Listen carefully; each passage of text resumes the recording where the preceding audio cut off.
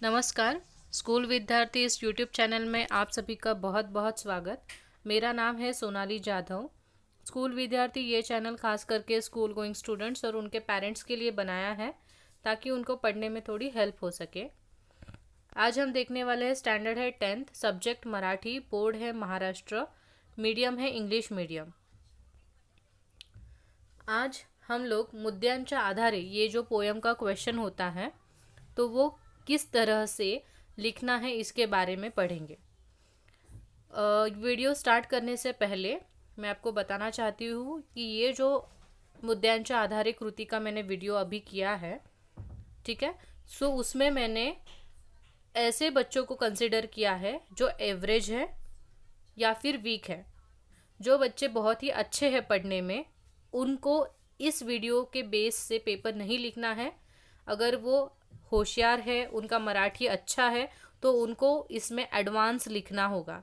ये आंसर का जो लेवल है मेरे, वो मैंने उन बच्चों के लिए बनाया है जिनका मराठी वीक है या फिर सेंटेंस मेकिंग इतना ज़्यादा वो नहीं कर पाते खुद से, तो उनको मार्क्स भी थोड़ा बहुत अच्छे से मिल जाए और उनको लिखना भी कम पड़े। अकॉर्डिंग टू दैट मैंने ये वीडियो बनाया है। सो ये मीडियम और उससे कम जो बच्चे हैं उनके लिए वीडियो है। जो बहुत ही अच्छे बच्चे हैं, जिनका मराठी बहुत ही स्ट्रांग है, बहुत सारे बच्चे हैं जो महाराष्ट्रियन ही हैं कि वो ज़्यादा लिख सकते हैं, तो उनको ज़्यादा लिखना है, ठीक है। सो ये सबसे पहले मैंने यहाँ पे क्लियर किया। नहीं तो क्या होता है कि कमेंट्स आएंगे कि नहीं इतना इनफ होगा क्या। तो देखिए, जितना ज़्यादा लिखोगे उतना इम्प्रेशन ज़्यादा पड़ता है, पर हमें एक चीज़ ध्यान में रखनी है, ज़्यादा लिखना यानी सही लिखना वहाँ पे ज़्यादा इम्पॉर्टेंट है। अगर आप ज़्यादा सेंटेंस मेक करोगे और वो सब भी गलत है, आपकी काना मात्रा, होता होती, ये सब अगर आपका गड़बड़ हो रहा है, तो आप कितने भी सेंटेंस लिख ले, कितने भी बड़ा आंसर लिख ले, आपको वहाँ पे मार्क्स नहीं मिलेंगे, ठीक है। तो ये जो आंसर है वो मैंने ऐसे कंसिडर किया है कि बच्चों को ज़्यादा ध्यान रखने में थोड़ा सा प्रॉब्लम हो रहा है, या फिर कम दिन बचे हैं और करना ही है कुछ, ये क्वेश्चन छोड़ना नहीं है क्योंकि 8 मार्क्स का क्वेश्चन है। तो कम से कम लिख के बच्चे कितना कवर कर सकते हैं उसके अकॉर्डिंग मैंने ये बनाया है। और आपका पेपर चेक करने वाला अगर अच्छा है, उसको लगता है ठीक है बच्चे ने कम से कम ट्राई किया है, जितने भी सेंटेंस कम लिखे हैं पर सब बराबर लिखे हैं, तो अगर उसका ओपिनियन अच्छा होता है आपके लिए, तो वो मार्क्स फुल भी दे सकता है। तो ये डिपेंड अपॉन आपका पेपर चेकर कैसा है, वो स्ट्रिक्टली चेक करेगा कि थोड़ा सा लाइट चेक करेगा, इसके ऊपर ये सब बातें चली जाती हैं, ठीक है। सो पहले से ही फिर से मैं रिपीट करूँगी, एवरेज और उससे जो कम बच्चे हैं उनके लिए ये क्वेश्चन का आंसर है, ठीक है। ये जो पूरा वीडियो है वो हिंदी में होगा और इसी का मैं मराठी वर्जन बनाऊंगी, जो कि मराठी बच्चे पूरी तरह से वो मराठी में सुन पाएंगे। जैसे कि इसके पहले प्रस्तावना का वीडियो था, हिंदी का अलग मराठी का अलग, ताकि दोनों बच्चों में क्लैशेस ना हो कि नहीं नहीं आपको मराठी में एक्सप्लेन करना चाहिए था, नहीं आपको हिंदी में एक्सप्लेन करना चाहिए था। सो दोनों के लिए ये इंपॉर्टेंट टॉपिक है, तो अलग अलग वीडियोज़ बनेगी। पहला जो है आपका पोयम है वो है अंकिलामी दास तुझा, ठीक है। सो इसके लिए आपको 8 मार्क्स का क्वेश्चन आता है, मुद्द्यांच्या आधारे कृती करा, जहाँ पे आपको ऑप्शन मिलेगा कि 2 कविता के नाम होंगे, वहाँ पे आपको एक कविता चूज करना होगा और उसका आंसर लिखना होता है। तो सबसे पहले यहाँ पे मैं आपको एक बात बताऊंगी कि जो कविता आपको सबसे ज़्यादा समझ में आती है, जिसका आपने बहुत ज़्यादा प्रैक्टिस किया है, वही कविता को चूज कीजिए, ठीक है। और यहाँ पे मैं आपको यही बोलना चाहूँगी कि अंकिला मी दास तुझा या फिर योगी सर्वकार सुखदाता, इन दोनों पोयम में से एक पोयम आपको रहेगी ही रहेगी, क्योंकि ये संतवाणी है। थोड़ा सा डिफ़िकल्ट लेवल का मराठी होता है नॉन महाराष्ट्रियन बच्चों के लिए, तो ये चांसेस होता है आने का, ठीक है। सो देखिए, पहला क्वेश्चन आपका हमेशा का रहता है कि प्रस्तुत कवितेच्या कवीचे नाव, मतलब इस कविता का जो कवि है उसका नाम लिखना है। तो आपको लिखना है संत नामदेव, इसका आपको 1 मार्क होता है। तो कभी भी ये मत भूलिए कविता का, और सॉरी कवि का नाम पढ़ना, उनको याद करना, ये बिल्कुल मत भूलिए, मराठी में आपका उससे 1 मार्क्स हो जाता है, ठीक है। नेक्स्ट है प्रस्तुत कवितेचा विषय, अभी कविता है, अंकिलामी दास तुझा। तो उसका विषय क्या है, इस कविता में क्या बताया गया है, तो मैंने आपको पहले ही बताया था कि इसके पहले का जो मैंने वीडियो बनाया था जिसमें प्रस्तावना थी, तो मैंने आपको बोला था यहाँ पे 1/2 ऑफर आपको होता है। ये अगर आप प्रस्तावना करते हो तो वही प्रस्तावना आपको ये 8 मार्क्स के मुद्द्यावरून जो लिखना होता है कृति, उसमें आप वही पार्ट यहाँ पे लिखोगे। ठीक है, तो आपका वहाँ पे काव्य सौंदर्य का प्रस्तावना हो जाता है और यहाँ पे मुद्द्यांच्या आधारे का आपका विषय हो जाता है। तो यहाँ पे भी आपको सेम विषय दिखाई देगा। या अभंगातून संत नामदेवांनी परमेश्वराला भेटण्याची तीव्र इच्छा विविध उदाहरणे देऊन व्यक्त केली आहे। बराबर, कविता का विषय यही है कि संत नामदेव क्या कर रहे हैं, परमेश्वर को मिलने की जो इच्छा है उनकी वो प्रकट कर रहे हैं इस कविता में। और कैसे कर रहे हैं, तो अलग अलग आपको उदाहरण यानी कि एग्जाम्पल्स दे के वो अपनी इच्छा व्यक्त कर रहे हैं। तो यही हमारे कविता का विषय है। तो वो लिखा आपने, तो देखिए आपको यहाँ पे पता चला कि ये जो मार्क है वो तो इजी है, ये तो आपने प्रस्तावना किया है तो वो काव्य सौंदर्य में भी यूजफुल रहेगा और यहाँ पे भी। अभी नेक्स्ट क्वेश्चन होता है आपका प्रस्तुत ओळींचा सरळ अर्थ। यहाँ पे मैंने इसको नहीं लिखा है, क्यों नहीं लिखा है तो मुझे नहीं पता है एक्चुअल में आपको कौन सी लाइन आएगी वहाँ पे। ठीक है, कोई 2 लाइन्स होंगी जिसका आपको अर्थ लिखना होता है, तो कोई भी लाइन आ सकती है। तो जो भाषांतर होता है कविता का, भावार्थ होता है, उसको थोड़ा पढ़ के जाइए ताकि आप उसको लिख सकें। जो लाइन्स होती है उसी लाइन को पढ़ के उसका ही मीनिंग आपको थोड़ा इजी मराठी में लिखना होता है। ठीक है, इसके अलावा आप वहाँ पे कुछ भी मत लिखिए, जो लाइन है उसी का मीनिंग लिखना है। कुछ बच्चे क्या कर लेते हैं, पूरे कविता का ही जो मीनिंग याद आता है लिख देते हैं वहाँ पे, तो ऐसा बिल्कुल मत कीजिए। जो लाइन है उन्हीं का आपको अर्थ लिखना है। तो जैसे आपको लाइन होगी, पहली 2 बीच में जो भी लाइन होगी, तो आप उसका मीनिंग यहाँ पे आपको लिखना है। नेक्स्ट आपका चौथा क्वेश्चन होता है कि कविता आवडण्याचे वा ना आवडण्याचे कारण। वा मतलब और, किंवा मतलब आपको ये कविता पसंद आई है तो क्यों आई है, और नहीं पसंद आई है तो क्यों नहीं आई है। मेक श्योर कि आप पॉजिटिव वे में आंसर दे, मतलब हाँ ये कविता मुझे पसंद आई है, ऐसे ही आंसर दीजिए। ठीक है, सो वहाँ पे आपकी पहली लाइन यही आएगी कि ही कविता मला खूप आवडली। तो एक क्या होता है, आपका एक सेंटेंस भी बन जाता है और आपको यही चीज़ लिखनी, हाँ यस मुझे ये कविता अच्छी लगी, यही लिखिए पहला सेंटेंस। ठीक है, क्योंकि ये आपका स्वमत जैसे ही हो जाता है, सेल्फ रिस्पॉन्स जो होता है आपका वही हो जाता है। तो इजी वे में लिखिए कि हाँ ये कविता मुझे बहुत पसंद आई, और क्यों आई तो उसके आगे आप कारण लिखेंगे। बिकॉज कारण, या कवितेत मला संत नामदेवांचे परमेश्वरावर असलेले प्रेम आणि परमेश्वराला भेटण्याची तीव्र इच्छा दिसली। तो ये कविता आपको पसंद आई, तो क्यों पसंद आई, क्योंकि मुझे इस कविता में दिखा कि संत नामदेव का, ठीक है, नामदेव जी का परमेश्वर के ऊपर मतलब भगवान के ऊपर कितना प्यार है, ये मुझे दिखा, इसलिए मुझे ये कविता अच्छी लगी। ठीक है, और क्या बोल सकते हो, देखिए ये तो आपका विषय ही था, परमेश्वराला भेटण्याची तीव्र इच्छा। तो ये देखिए यहाँ पे ही सेम है ये, तो यहाँ पे यही चीज़ आप नीचे भी थोड़ा सा कॉपी डाउन कर सकते हो। ठीक है, कोशिश कीजिए कि सेम थोड़ा थोड़ा आप यहाँ का वहाँ सेम चीज़ करें, पर अलग तरीके से लिखे ताकि सामने वाला इतना वो गेस नहीं कर सके। ठीक है, सो वो चीज़ लिखोगे कि कितना वो तड़फ रहे हैं भगवान को मिलने के लिए, उनकी कितनी इच्छा है तीव्र, यही दिखती है। इसके लिए भी मुझे कविता अच्छी लगती है। और उन्होंने क्या बोला, एग्जाम्पल्स दिए, राइट, ऊपर हमने लिखा, तो वही चीज़ लिखिए। या कवितेत संत नामदेवांनी सोपी का मतलब होता है इजी, सोपी उदाहरणे देऊन परमेश्वराबद्दलचे प्रेम व्यक्त केले। मतलब इस कविता में, इस अभंग में संत जो नामदेव जी हैं उन्होंने छोटे छोटे और इजी एग्जाम्पल देके परमेश्वर के लिए उनका जो प्यार है वो उन्होंने व्यक्त किया है, हाँ डिस्क्राइब किया है, बताया है। तो इसलिए मुझे ये कविता पसंद आई। ये तो हमने अपने स्टार्टिंग में ही लिखा है, तो फिर से वो रिपीट मत कीजिए। नेक्स्ट आपका होता है प्रस्तुत शब्दांचे अर्थ। अभी देखिए यहाँ पे शब्दांचे अर्थ, आपको कोई भी शब्द पूछा जाएगा कविता का, तो मैं आपको यही बोलूँगी कि जो शब्दार्थ होते हैं कविताओं के वो सब पढ़ के जाइए, हर शब्द का अर्थ ध्यान में रखिए। तो यहाँ पे जो भी शब्द आएंगे आपको इसका मीनिंग लिखना आ जाएगा। तो ऐसे ये टोटल 8 मार्क्स का क्वेश्चन यहाँ पे ख़त्म हो जाता है। अंकिलामी दास तुझा, ये एक फर्स्ट पोएम हमारी यहाँ पे हो जाती है। और मैं आपसे वही बोलूँगी कि ये क्वेश्चन कभी भी स्किप ना करें, बहुत ही ईजी होता है, ठीक है। सेकेंड पोयम है योगी सर्वकाल सुखदाता। तो इसका भी वैसे ही सेम फॉर्मेट रहेगा। प्रस्तुत कवितेच्या कवीचे नाम है संत एकनाथ जी है यहाँ पे। विषय क्या है वही लिखोगी जो प्रस्तावना में लिखा था हमने। या अभंगातून संत एकनाथांनी योगी पुरुषाचे महत्व सांगितले आहे। बराबर, आपके पोयम का टॉपिक ही वही है, योगी पुरुष का महत्व बताना। और क्या बताया उसके अलावा, या अभंगात योगी पुरुष आणि पाण्याची तुलना केली। योगी पुरुष और जो पानी है उसके डिफरेंस बताए हैं, उनमें डिस्टिंग्विश किया है, तो वो आपको लिखना है कि क्या उनमें तुलना है। फिर से आपको वही आता है क्वेश्चन, प्रस्तुत ओळीचा सरळ अर्थ लिहा। मतलब आपको कोई भी 2 लाइन पोयम की दी जाएंगी, आपको उनको पढ़ना है और उनका ही आपको ट्रांसलेशन लिखना है मराठी में ही।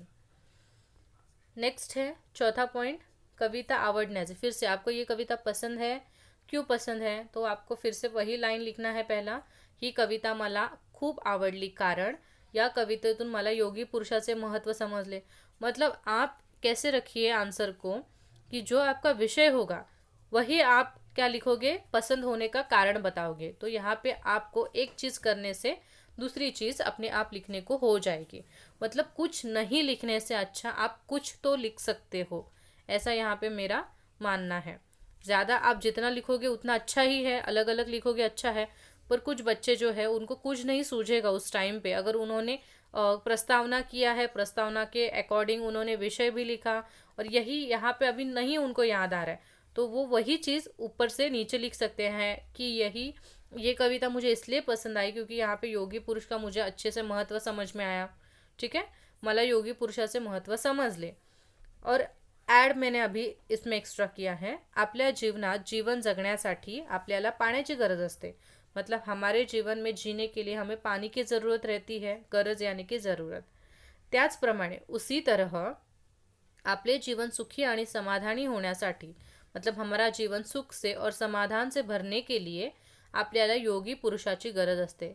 मतलब हमारे लाइफ में किसी योगी पुरुष की ज़रूरत होती है। योगी पुरुष यानी कि किसी की संत साधू, उनके अच्छे अच्छे विचार, ठीक है, हे मला या कवितेतून कळले और यही बात मुझे इस कविता से समझ में आई, इसके लिए मुझे ये कविता मतलब पसंद आ रही है, ऐसे आप लिखोगे। जितना हो सके उतना इजी रखिए, ठीक है। क्योंकि अगर बच्चों का फॉर्मेशन गलत है, सेंटेंस मेकिंग गलत है, तो बड़े सेंटेंस बना के, ज़्यादा सेंटेंस बना के कोई यूज़ नहीं है। क्योंकि पूरा सेंटेंस जब चेकर पढ़ता है तो सब शुरू होता है एक तरह से और ख़त्म दूसरी ही और से हो जाता है, तो वहाँ पे कोई उसका मीनिंगलेस सेंटेंस हो जाता है, तो उसका मार्क्स नहीं मिलता। इससे अच्छा आप कम सेंटेंस रखिए, बराबर सेंटेंस रखिए, छोटे सेंटेंस रखिए, ठीक है। मार्क्स कम मिलेगा तो चलेगा, पर ज़्यादा लिखने के बावजूद अगर आपका सेंटेंस मेकिंग गलत है तो आपको वहाँ पे मार्क्स 0 मिलेगा। सो 0 से अच्छा ही है कि आपको थोड़े से कम मार्क्स मिले पर बराबर मिले। नेक्स्ट आपका लास्ट होता है वही प्रस्तुत शब्दांचे अर्थ। मतलब कुछ आपको शब्द 6 शब्द दिए जाते हैं, उनमें से 4 आपको लिखने होते हैं, ऐसा कुछ होता है। तो वैसे जो भी शब्दार्थ हैं आप उनको पढ़िए। और अगर आपको लगता है शब्दार्थ पे भी एक वीडियो होना चाहिए तो अलग से शब्दार्थ का वीडियो बनाएंगे, क्योंकि इसमें फिर बहुत ही लेंदी हो जाएगा। नेक्स्ट है हमारा 2 दिवस पोयम आती है। इस पूरे वीडियो में सभी पोएम्स मैंने कवर किए हैं, तो ताकि आपको कोई टेंशन ना, एक वीडियो खोल दीजिए तो आपका पूरा जितना भी पोएम है टेक्स्ट बुक में से 10th स्टैंडर्ड का उतना कवर हो जाएगा। 2 दिवस की कविता का जो कवि है उनका नाम है नारायण सुर्वे। और इसका विषय क्या है, या कवितेतून कवीने कामगार आणि कष्टकरी लोकांच्या जीवनाचे वास्तव चित्र रेखाटले आहे। मतलब इस कविता में आपको पता है 2 दिवस वाट पाहण्यात गेले, 2 दिवस दुःखात गेले। मतलब किसके बारे में बोला है, कामगार, मतलब जो वर्कर लोग होते हैं, फैक्ट्रीज में काम करते हैं, और जो कष्ट करने वाले लोग होते हैं, हार्ड वर्किंग पीपल, उनके बारे में, उनका जो जीवन है उनके जीवन के बारे में वास्तव चित्र यानी कि रियलिटी जो एक दिखता है और एक रियलिटी जो होती है, जो रियल लाइफ होता है उनका, वो रेखाटले यानी कि डिस्क्राइब किया है इस पोयम में। या कवितेतून कठीण परिस्थितीत देखील सकारात्मक राहण्याची शिकवण कवि आपल्याला देतात। मतलब इस कविता में कवि बता रहे हैं नारायण सुर्वे जी कि कितनी भी कठिन परिस्थितियाँ क्यों न हो, आपको हमेशा सकारात्मक यानी कि पॉजिटिव रहना चाहिए और यही शिक्षा, शिकवण यानी यही शिक्षा आपको इस कविता से मिलती है। अभी ये सेम चीज़ मैंने प्रस्तावना में लिखी थी, इसके पहले जो मैंने प्रस्तावना का वीडियो बनाया था काव्य सौंदर्य के लिए, तो वही आपको यहाँ पे कॉपी पेस्ट करना है। फिर आता है आपको कोई 2 लाइन्स दी होंगी, उसका आपको मीनिंग लिखना है मराठी में ही। आगे कविता आवडण्याचे न आवडण्याचे कारण, मतलब ये कविता आपको पसंद है तो क्यों, नहीं है तो क्यों नहीं पसंद है। यहाँ पे मैंने छोटा आंसर रखा है, आपको इसको जितना बढ़ाना है आप बढ़ा सकते हो। ही कविता मला खूप आवडली, ॲज युजल पहला सेंटेन्स यही आएगा। कारण, क्यों, कारण या कवितेतून मला कामगारांचे आयुष्य किती संघर्षमय आहे हे समजले। ये कविता देखिए, ये तो सच ही है। जब हमने ये 2 दिवस पोयम पढ़ा तो हमें पता चला कि ये जो कामगार लोग हैं, फैक्ट्री में जो काम करते हैं, मजदूर लोग जो है, उनका जो लाइफ है, आयुष्य है, वो कितना संघर्षमय है। हर कदम पे उनको संघर्ष करना पड़ता है, खाने के लिए, रहने के लिए। तो यही चीज़ आपको आपके वर्ड में लिखना है, क्योंकि ये सेल्फ रिस्पॉन्स वाला आंसर है कि नहीं। सो आपको वही लिखना है, या कवितेतून मला कामगारांचे आयुष्य किती संघर्षमय आहे हे कळाले, हे समजले। कठीण परिस्थितीत देखील सकारात्मक राहण्याची कला कष्टकरी माणसाकडे असते, हे मला या कवितेतून दिसले। मतलब कठिन परिस्थिति, मतलब डिफ़िकल्ट टाइम में भी सकारात्मक, मतलब पॉजिटिव रहने की जो कला है, जो आर्ट है, वो आपको हमेशा कष्टकरी, मतलब जो स्ट्रगल करता है इंसान, या फिर जो बहुत ही मेहनत करता है, हार्ड वर्क करता है, उसमें आपको ये जो आर्ट है कि कितनी भी परिस्थिति बुरी क्यों ना हो जाए, वो पॉजिटिव वे में ही उसको देखता है और सॉल्यूशन निकालते रहता है और आगे बढ़ते रहता है। वो कभी डीमोटिवेट, डिप्रेस आपको नहीं दिखाई देगा, क्योंकि उसका लाइफ को देखने का नज़रिया हमेशा पॉजिटिव रहता है। ठीक है। सो ये जो बात है, ये इस कविता से आपको सीखने को मिलती है और इसी के लिए आपको ये कविता पसंद आती है। ठीक है, तो यही आपको लिखना है। फिर से वही आपको 8 शब्द दिए जाएंगे, उनका आपको अर्थ लिखना है, मीनिंग लिखना है। नेक्स्ट कविता आपकी आती है औक्षण। औक्षण की कवयित्री कौन है? इंदिरा संत। यहाँ पे कवयित्री है, फीमेल है, इंदिरा संत। ठीक है। नेक्स्ट, कवितेचा विषय क्या है? या कवितेत सैनिकांचे महत्व सांगितले, आपको पता है। औक्षण वो किसको करती है? औक्षण मतलब आरती उतारना। किसकी आरती उतारती है? वो सैनिक की आरती उतारती है। ठीक है। सो इस कविता में बेसिकली कविता का विषय है सैनिकाचे महत्व, मतलब जो सैनिक होता है देश का, उसका इम्पॉर्टन्स बताया गया है। या कवितेत सैनिकांचे औक्षण करताना कवयित्रीच्या मनात येणाऱ्या भावभावनांचे वर्णन केले आहे। मतलब इस कविता में जब हमारी कवयित्री इमेजिनेशन में ही, जब वो कल्पना में ही जब वो किसी सैनिक की आरती उतारती है, तो उसके मन में कितनी सारी भाव भावनाएं, कितनी सारी फीलिंग्स आती है, कितने सारे विचार आते हैं, वो भावुक होती है। तो इसी का वर्णन भी इस कविता में किया गया है। यही सेम प्रस्तावना में लिखा था, यही यहाँ पे मैंने कॉपी पेस्ट किया है। बाद में आपको 2 लाइन्स दी होंगी, उनका आपको सरल मीनिंग लिखना होगा। अगर मेरे पास टाइम होगा तो मैं ज़रूर आपको सभी कविता का, मतलब कविता का जो इजी मीनिंग लिखना होता है, वो मैं, अगर टाइम मिलता है तो मैं ज़रूर उस पर वीडियो बनाऊंगी, ताकि आपको थोड़ा सा इजी रहे। ठीक है। नेक्स्ट है चौथा क्वेश्चन, कविता आवडण्याचे आणि न आवडण्याचे कारण। तो फिर से पहली लाइन क्या लिखोगे आप? यस, ही कविता मला खूप आवडली, कारण या कवितेतून मला सैनिकांचे संघर्षमय जीवन समजले। वही जो कविता का विषय था, वही मैंने यहाँ पे लिखा है कि हाँ, मुझे ये कविता क्यों अच्छी लगी है, क्योंकि मुझे सैनिक का स्ट्रगल यहाँ पे दिखाई दिया। सैनिक देशासाठी स्वतःच्या जीवाची पर्वा न करता, परवा करत नहीं। परवा करना मतलब क्या? केयर करना। और परवा, बहुत सारे जो नॉन महाराष्ट्रियन बच्चे हैं वो परवा ऐसे लिखते हैं, परवा, ऐसे नहीं लिखना है आपको। परवा का ये जो वाह होता है वो रफार हो जाता है, तो ये चीज़ ध्यान में रखिए, परवा। तो सैनिक क्या करता है? देश के लिए खुद के जान की भी वो परवाह नहीं करता, फिक्र नहीं करता है वो। सैनिकासमोर सामान्य नागरिक बलहीन असतो। इस कविता में वही बोला है ना कि सैनिक के सामने मुठीमध्ये द्रव्य नाही, हातामध्ये धन नाही, रक्त नहीं है। मतलब कोई भी जो सामान्य नागरिक होता है, नॉर्मल सिटीजन होता है, वो सैनिक के सामने बलहीन ही होता है, उसमें उतना बल नहीं होता जितने सैनिक का होता है। तो ये भी बात हमें, याची जाणीव मला झाली। जाणीव का मतलब होता है एहसास। ये एहसास मुझे हुआ इस कविता को सुन के कि सैनिक के सामने जो सामान्य नागरिक है वो कैसा है, बलहीन है। और आप इसमें क्या ऐड कर सकते हो, या कवितेची भाषा खूप साधी आहे, मतलब इस कविता की लैंग्वेज है वो बहुत ही सिंपल लैंग्वेज है, सरळ मतलब बहुत ही सिंपल एंड ईजी लैंग्वेज है। या कवितेत यमक आणि अनुप्रास हे अलंकार वापरले आहेत, मतलब इस कविता में यमक और अनुप्रास ये जो अलंकार है आपका ग्रामर, वो भी आप लिख सकते हो थोड़ा, तो ये इसको यूज़ किया है, इसके लिए ही कविता ऐकायला सुद्धा छान वाटते, मतलब इसके लिए ये कविता जो है वो सुनने के लिए भी बहुत ही अच्छी लगती है। यहाँ पे रिदम तैयार होता है इसके लिए, ठीक है। और आपको बताती हूँ कि ये जो लाइन है ना, इतनी सारी जो लाइन, तो ये आप ऑलमोस्ट सभी पोयम के लिए बोल सकते हो, ठीक है। कि ये कविता की लैंग्वेज बहुत ही इजी है, बहुत ही सरल सादी है, यमक अलंकार, क्योंकि हर पोयम में राइमिंग वर्ड्स होता ही है, तो यमक और अनुप्रास होते ही है। तो यही आप सभी जगह पे भी, अगर आपको कुछ सूझता नहीं है तो उसमें ये ऐड कर सकते हो। और लास्ट वन आपका वही होता है शब्दार्थ। नेक्स्ट पोयम है आपके रंगमजेचे रंग उद्याचे। इसके जो कवयित्री है वो है अंजली कुलकर्णी।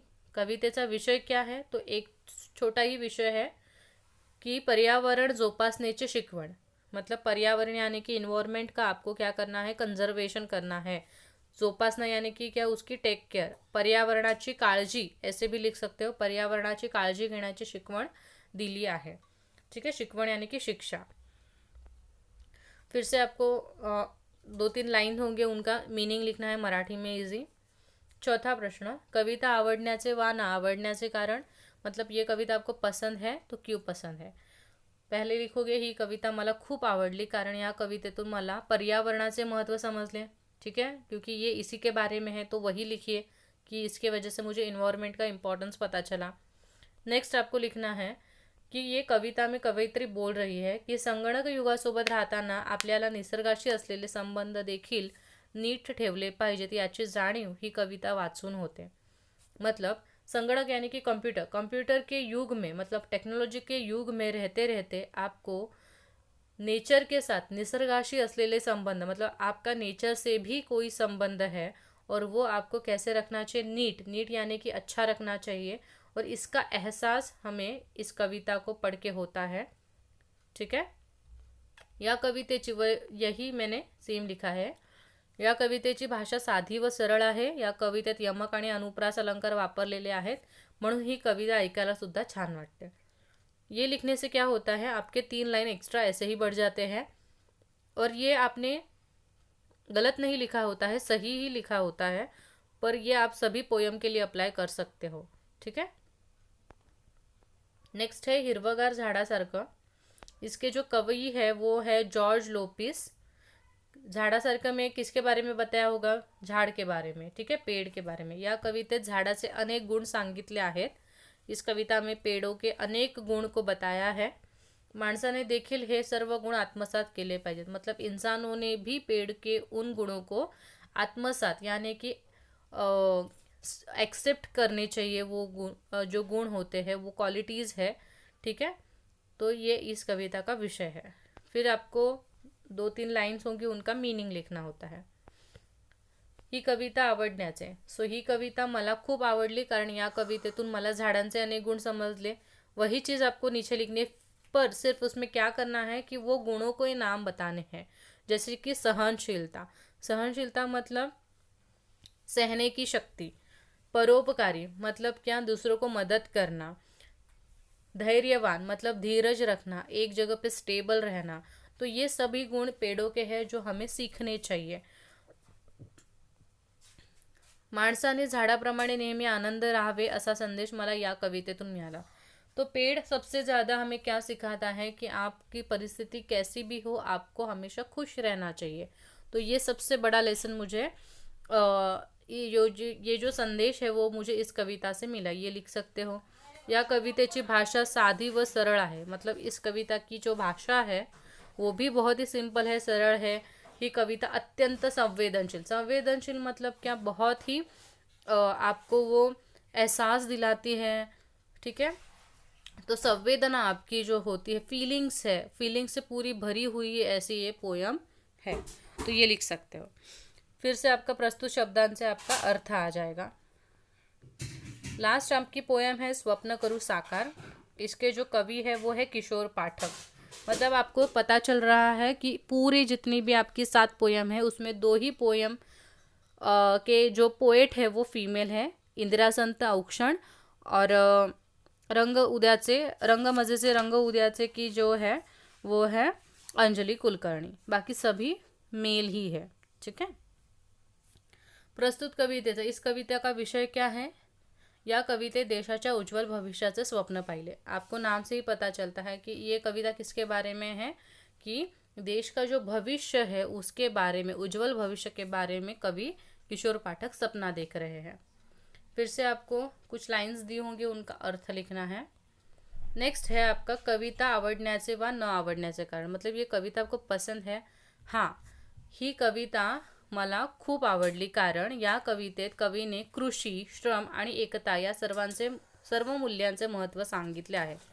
मतलब उसने देश के उज्जवल भविष्य का सपना तो देखा है, पर और क्या बातें बताई है तो वो आपको पसंद आई। तो कौन सी बातें? कृषि मतलब खेती इंपॉर्टेंट है, श्रम इंपॉर्टेंट है, और एकता, यूनिटी इज़ वेरी इंपॉर्टेंट। तो ये जो सब बातें और मूल्य, मॉरल्स चीज़ें जो उन्होंने इस पोयम में बताई, तो वो मुझे बहुत ही उनका महत्व समझ में आया, इसलिए मुझे वो अच्छी लगती है।